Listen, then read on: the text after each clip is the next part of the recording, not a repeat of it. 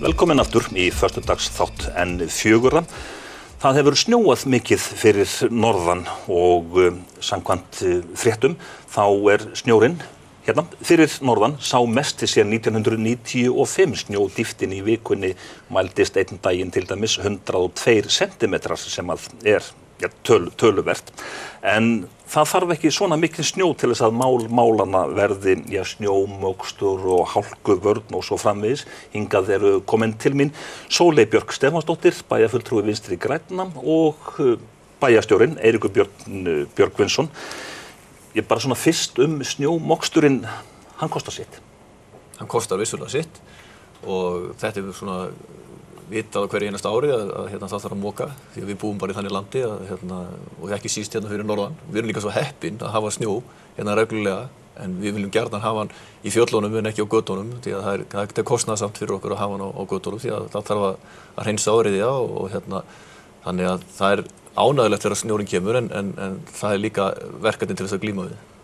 Sóley Björk, þegar þú gengur svona götu bæjarins og talar við bæjarbúa þá þetta svolítið svona ofarlega í huga þeirra þessa dagana minnsta kosti. Já, mjög. Og ég nefnilega geng svolítið mikið og hjóla, þannig að þá er maður svona meiri snertingu við fólk heldur en ef maður er inn í bíl, þá er maður svo aflokaður.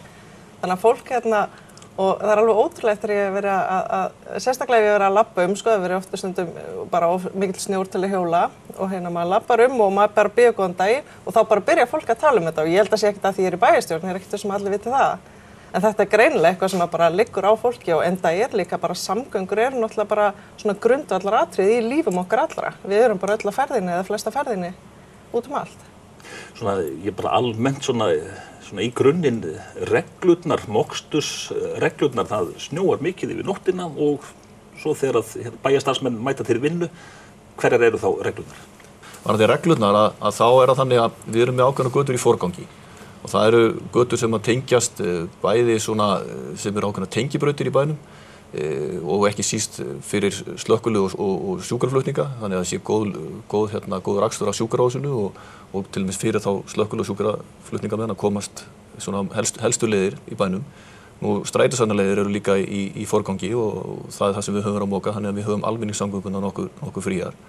En síðan eru íbúagötur sem sagt teknar síðastar. Síðan höfum við verið mikið í umræðum það vegna þess að göngustígakerfi bæjarins og hjólreiðastígakerfi bæjarins hefur náttúrulega verið að eflast og aukast. Að hvernig við viljum setja það líka í forgang og það er náttúrulega akkurat umræða sem hefur verið meðans núna í vetur hjá okkur og reyndar ekki bara núna í vetur, við tókum þessu umræða líka í fyrra og hitt í fyrra. Hvernig við rauninni sinnum snjómokstri meðans í kringum skóla þannig að það sé þægilegast og auðveldast fyrir börn að komast í skólan. Og þar höfum við verið að reyna að bæta okkur en við getum gert miklu betur og þetta er það sem við erum að fara yfir því að svona hinn almenna regla, það eru auðvitað að búa til reglur og svo náttúrulega stjórnast reglurnar líka alltaf af bæði snjómagni og veðráttu og það er nú svona eitt sem við höfum oft verið að nýta í okkar starfsmenn sem að sinna snjómoksturinn að þeir ættu til dæmis að horfa á veðurspána því að oft erum við að sjá tækin og svo snjóar alltaf onni það aftur. Þannig að við erum að samhliða því að vera að veita góða þjónustu og gera hana betri, að þá erum við alltaf líka að horfa í fjármuni sem við setjum í þetta. Þannig að þetta er auðvitað vand með farið og eðlilegt að þetta sé rætt og menn hafi mismunandi skoðanir á því hvernig ber að framkvæma þetta. Hvað segir þú þessar almennu verklagsreglur? Ertu sátt við þær? Nei, ég held að sé hægt að gera miklu betur af því að ég er náttúrulega einn af 18.000 sérfræðingum í snjómokstri sem búa á Akureyri og það er alveg eðlilegt af því að maður er bara sérfræðingur í því sem maður notar. Ég er bara algjör sérfræðingur í þeim stígum sem ég notar svona hverjum degi. Og þannig að ég hef litlar skoðanir til dæmis á mokstri gatna af því ég nota göturnar svo lítið af því að ég er á hjóli. En ég er alveg sannfærð að sé hægt að gera betur og til dæmis það að forgangsraða í fyrsta, annan og þriðja forgang. Það finnst mér ekki endilega nóg. Við erum með kortin á heimasíðu Akureyrarbæjar sem stendur hvaða stígar eru í forgangi og sem sagt hvernig þeir flokkast. En þegar næstu í helmingurinn af stíganum er í fyrsta forgangi, þá veit maður ekkert þegar maður leggur á stað hvert maður á að fara til þess að ná mokuðum stíg alla leið þangað sem maður er að fara. Þannig að upplýsingagjöfin og forgangsröðin mætti bara vera nákvæmari finnst mér. En hvernig stendur bærinn af þessu, sem það eru verktakar eða hvað sem að sjá moksturinn svona stóran hluta? Já, sko við bjóðum út snjómoksturinn og það er ákveðin verktakar sem að sinna snjómokstri í bænum, en við erum líka með okkar starfsfólk. Þannig að þetta er svona, ég man ekki hver hlutvöldin eru, en við sjáum í rauninni megnið af þessu sveitafélagi sjálft og erum með okkar tæki til þess. En þetta er náttúrulega það stórbær og menn vilja náttúrulega fá þjónustuna sem fyrst. Þannig að hér á morgnana eða mjög snemma á morgnana eru eiginlega flest tæki úti þegar það hefur snjóað mikið kvöldið áður og vegna þess að fólki vill fá þjónustuna strax þegar það vaknar daginn eftir.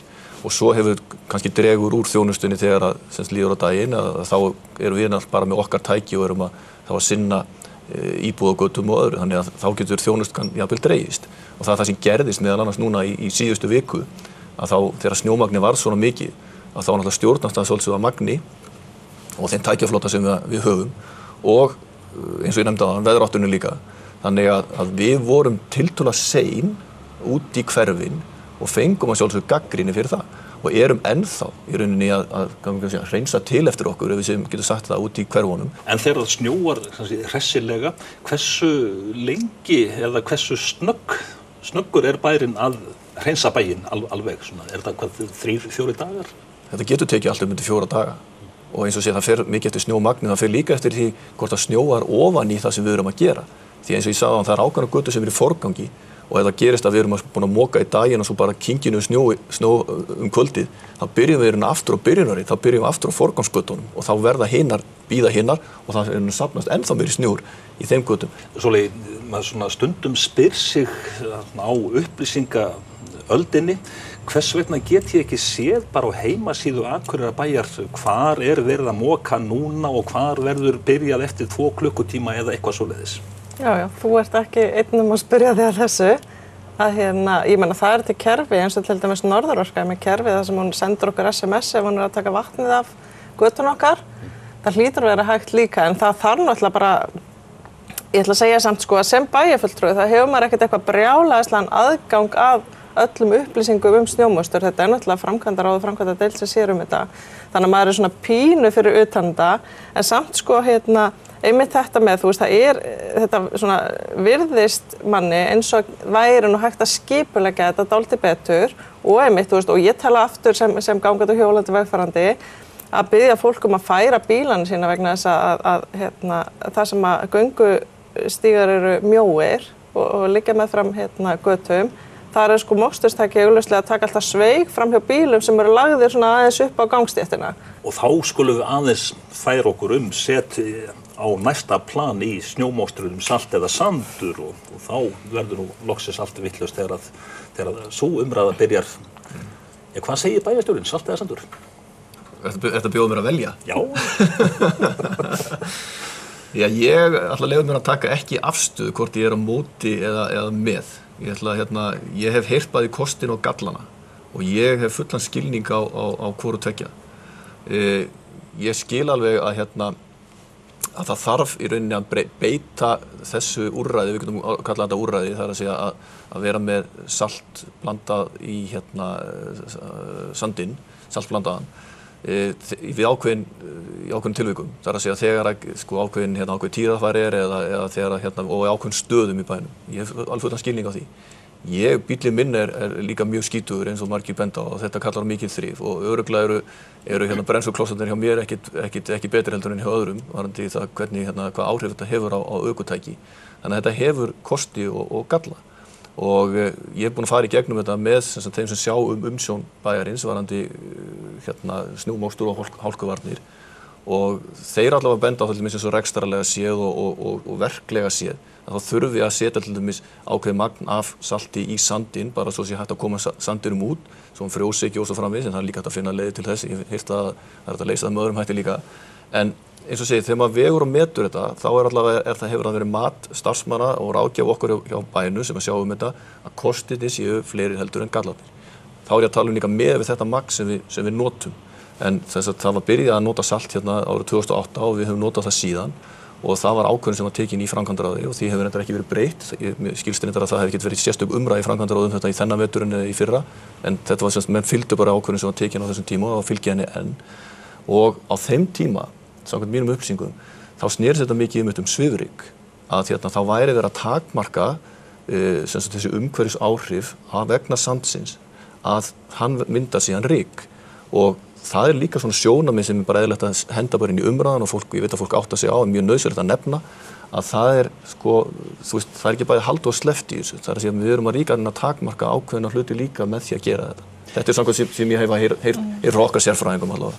En þetta ekki bara eilífðart vandamál? Þetta eiginlega verkefni. Já, nákvæmlega. Sóley Björk og Eiríkur bæjarstjóri, þakka ykkur fyrir komuna.